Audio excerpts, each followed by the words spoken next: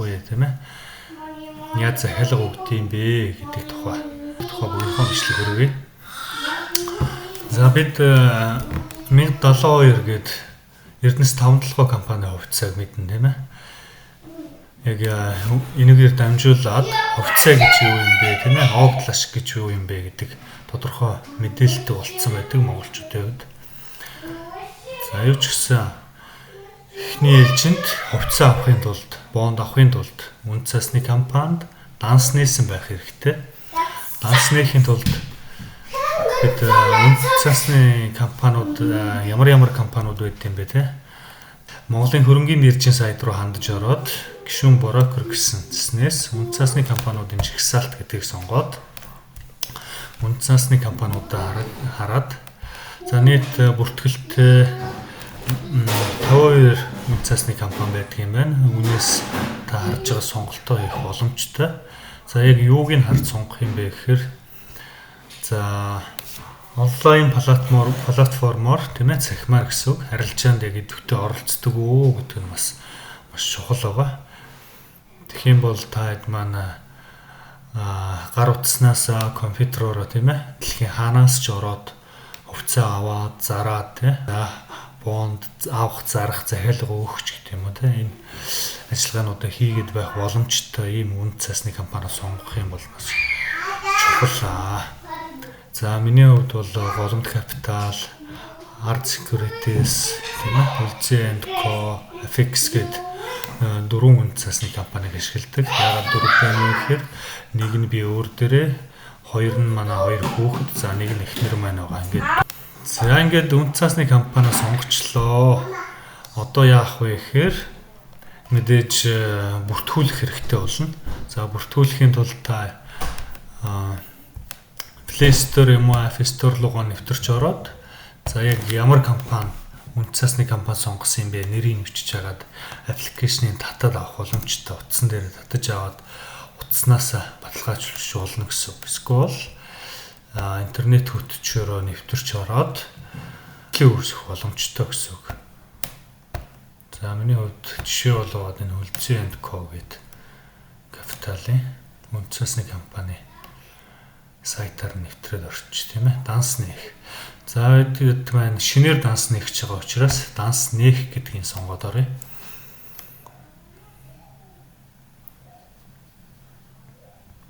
За би нэвтрээд орцсон байгаа учраас автоматар ороод байна. За энийг гаргачих. За данс нээх. За бүртгүүлэх. За бүртгүүлэх гэдгийг дарж ороод за энэ дээр аль улсаас бүртгүүлж байгаа тийм аль улсын иргэн гэдгээ иргэншлээ сонгож өгнө гэсэн. За бидний хувьд бол Монгол гэж сонгочих. За мэдээж хөв хүнд өөртөө бүртгүүлж байгаа учраас хөв хүн. За өөрийн регистрийн дугаар, урдлын үсгийг нь бол кириллээр бичих хэрэгтэй. За имэйл юм уу утасны дугаараар бичих хэрэгтэй. Энд нь болохоор заавал тогтмол ашигладаг, байнга ашигладаг утасны дугаар юм уу имэйл байх хэрэгтэй.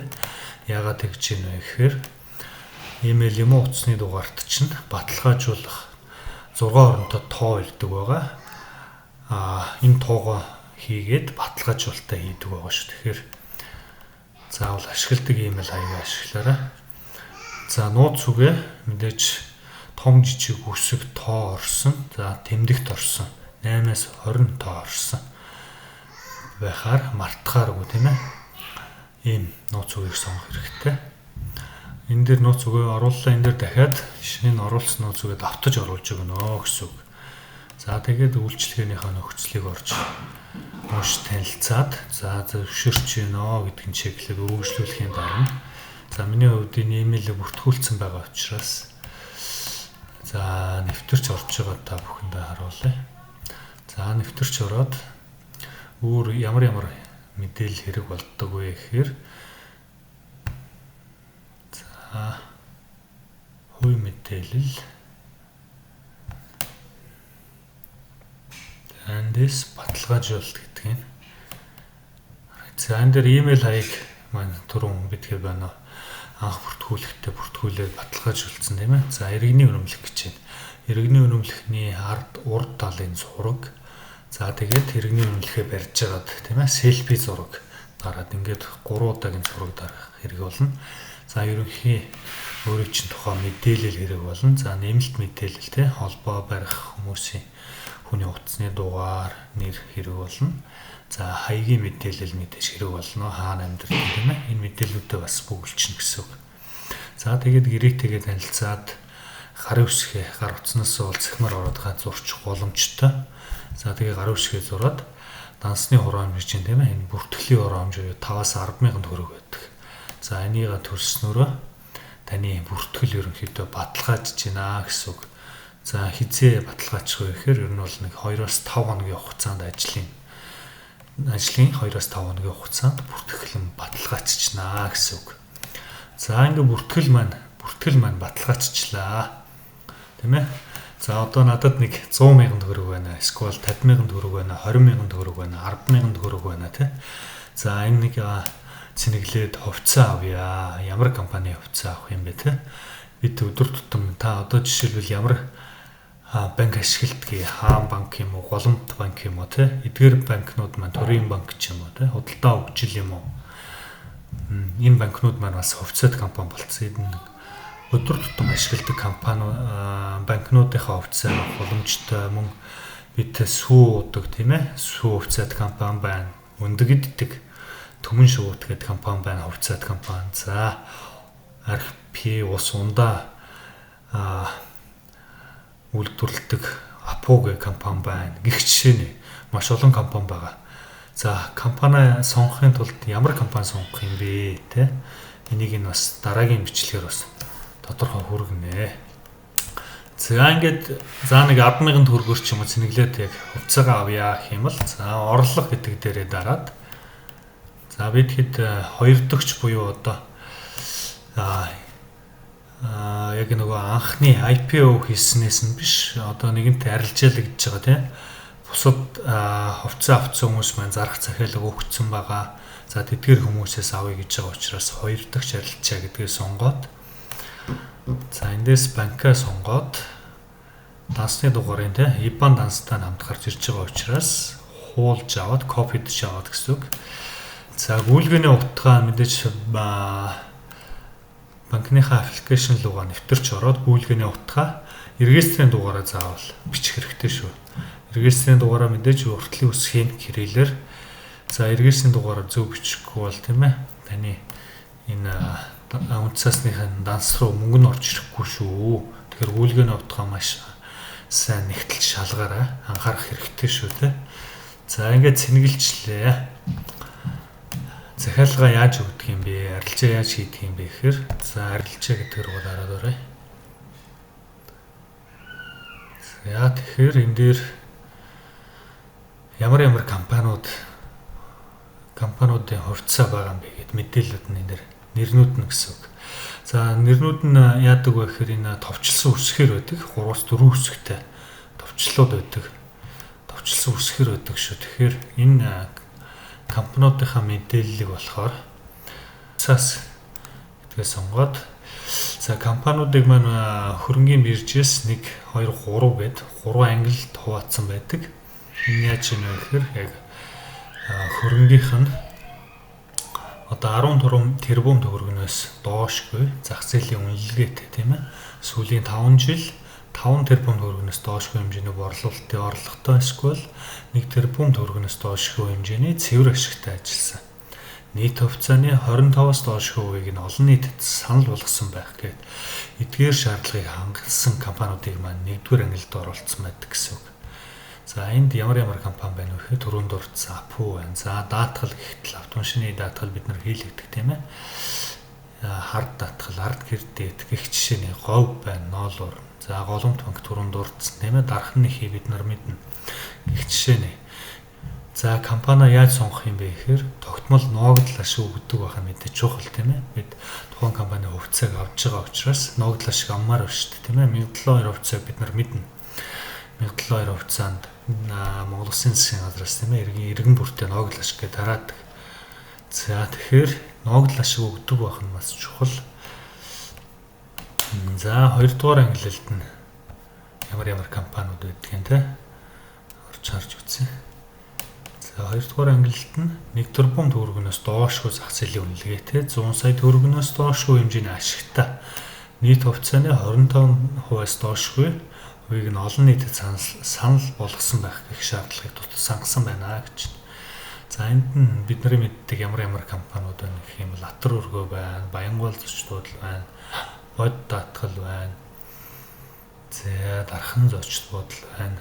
Эрдэнэ ресурс гэх жишээний за энэ 43 компани байна. За 3 дугаар ангилалд нь ямар компани байдаг юм те. За энд нь болохоор хувьцаан дээр маань үлдсэн 94 компаниуд байна. За эндээс орж байгаад компанийнхаа мэдээлэл тийм ээ. Ерөнхий мэдээлэл нь юу вэ? Ямар компани хизээ байгуулагдсан. За ингээд компани дараад орлоо. Эндээс ингээд мэдээллийг харах боломжтой гэсэн үг. Тэ хэдэн төгрөгийн мөн ханштай хувьцаан тийм ээ. Яг өдрөөр хэдэн төгрөгийн арилжаа гэсэн хэдэн ширхэг арилжаалагдсан. Их мэтлэн за ерөнхий мэдээлэлд нь тийм компани маань хизээ байгуулагдсан. Хизээ хөрөнгөний биржид бүртгүүлсэн хувьцаагаа гаргасан тийм. За захирал нь хийн гэх мэтлэн бүх мэдээллүүд нь байгаа гэсэн үг. За бас юуг нь харддаг вэ гэхээр хувьцаагаа авахтаа миний хувьд санхүүгийн мэдээлэл, үйл ажиллагааны тайлан их зэргийг нь орж хардаг байгаа. За ерөнхий мэдээлэл дээрээс бас энэ нөлөө бүхий хувьцаа эзэмшигчд нь ямар компани эсвэл хүмүүс байдаг. Эднэрийг нь ороод харах боломжтой. За эдгээр мэдээллүүдийг нь үндэслэж хагаад компани сонгоно гэсэн үг. Ямар компани хувьцаа авах юм тийм ээ. За энэ жишээлбэл нь QFA гэдэг бидний өдөр тутам ашигладаг үйлчлэгийг үзүүлдэг QFA-ийн хувьцаа байна. Өнөөдрийн ханш нь 234 төгрөгтэй байна. 5 толгой гэд мэдэнтэй нүүрсний компани маань 30,820 байна. Их жишээ нь нэлээд бид нар мэднэ. Банк ус санхүүгийн байгууллага зээл болгодог тийм ээ. Энэ 174-тэй байна. Их жишээ нь хас банк маань байна, сүү байна. Сүү хувьцаатай компани. Их жишээ нь. За ингээд компани сонгочлоо. За жишээ болгоод би энэ дээр Мандал гэдэг компани хувьцааг авч үзвэл Мандал тийм ээ. MNDL гэдэг товчлсон үсгэн. За ингээд хаах гэхээр гараад ирнэ гэсэн үг. Хэрхэн авах зарах захиалга өгөх юм бэ гэдгийг харуулъя. За компани сонгоод орчлоо. За энд хувьцааныхаа өсөлт бууралтыг ингээд бүгдийг харах боломжтой гэсэн. За энд юу харагдаж байна вэ гэхээр зарах захиалга маань ингээ улаанаар харагдаж байна. Энэ талд нь за авах захиалга буюу би ингээд хувьцаа авъя гэж захиалга өгсөн байгаа. Хүмүүсийн мэдээлэл маань жигсаалтны ногооноор харагдаж байна гэсэн үг. За бид хэд авах ч байгаа учраас авах гэдгээ сонголоо тийм ээ. За тухайн өдрийн хаалтанд 66 төгрөг 73 мөнгөний ханштай хаагдсан байна. Тэгэхээр 66 төгрөг. За хамгийн дээдлийн авах ханш маань 65.91-тэй байна. Энэний дээгүүр өгөөд үзье тийм ээ 95. 66.95 өгөөд 100 ширхэг хувьцаа авъя гэдэг өгөөд үзье л та. Энд болохоор хэдэн ширхэг хувьцаа авах юм бэ те? Тэр хувьцааныхаа тоог оруулж өгнө гэсэн үг. За энд ямар зэс байна гэхээр за ингээд та захиалга өгчлөө тийм ээ. Таны захиалга биелэгдэхгүй байж бол тэгэх юм бол та ерөнхийдөө хувьцаагаа зарах ч байгаа хүмүүс маань мэдээж үнэтэй зарахыг бодно, авах ч байгаа хүмүүс нь хямдхан авахыг бодно. Тэгэхээр авах захиалганы дээгүүр нэг 4 мөнгөний илүүтэй өгж байгаа учраас за тийм ээ. Захиалгад цуслах хүртэл яг захиалга нь яг биелэгдэх хүртэл ингээд биелэгдэхгүй бол тийм ээ өөрөө ингээд болио би одоо авах байлцсан эсвэл өөр мөнгөөр авъя гэдэг. Тэгэх юм бол энэ захиалга цуслагдах хүртэл гэдгээ сонгож өгнө гэсэн. За эсвэл яг тухайн арилжаанд орсон өдрөө захиалга өгөөд за миний өгсөн мөнгөөр захиалга маань биелэгдэхгүй бол ингээд цуцлнаа. За биелэгдэх юм бол биелжлээ тийм ээ. Тэгэх юм бол өдрийн захиалга гэдгээрээ D гэдгийг сонгоно. За заасан өмнөд өдөр гэж юм. За энэ за та хэдэн өдрийн хугацаатай өгөх юм. За захиалга нь биелэгдэх хүртэл 7 ч юм уу 3 юм уу те өдрөө сонгоод өгөх боломжтой гэсэн. Ийм сонголтууд байна. За миний хувьд бол захиалга цуцлагдах хүртэл гэж. За авах гэж дарлаа. За энд Мэдээж үнэт цасны компани маань үйлчлэгээ үзүүлж байгаа учраас шимтгэл авнаа. 1% шимтгэл авдаг байгаа. За ингээд шимтгэл орсон үн маань нийт жишээлбэл 100 ширхэг хувьцаа, манал даатгалын хувьцаа авъя гэх юм бол хэдэн төгрөгөөр болчих юм тийм ээ. Захиалга цуцлаг төгрөлт маань. За тэгээд нийт мөнгөн дунд маань энэ 6761 төгрөг 95 мөнгө болчихно. За ингээд нийт шимтгэл орсон мөнгөн дунд гэсэн. За тэгээд баталгаажуулах гэснийг дарснаар ингээд таны захиалга орноо гэсэн үг. Авах захиалгын жигсаалтанд орно гэсэн үг шүү дээ, тийм ээ. За таны захиалгаар яаж биелэгдэх вэ гэхээр одоо энэ зарах захиалга өгсөн байгаа хүмүүсээс тийм ээ яаралтай гар зархаж байгаа хүмүүс мэдээж хамгийн өндөр үнийн дүнтэй байгаа хүмүүст өгөхийг бодно. Тэгэхээр таны захиалга биелэгдэх боломжтой болчихж байна гэсэн. За ингээд авах зарах захиалга өгөөс сурчлаа тийм ээ. Хувьцаагаа ороод хянахын тулд өгөөж гэдэг байгаа. Энэ өгөөжийн тооцоолол илүүгээ ороод за хувьцаа маань өсөж байгаа мó, буурж байгаа мó, хэр ашигтай ажиллаж байгаа нь тийм их мэдээллүүдэд ороод хараад хянаад авах боломжтой гэсэн. За энэ мандлын энд байна. За өгөөжийн тооцоолол.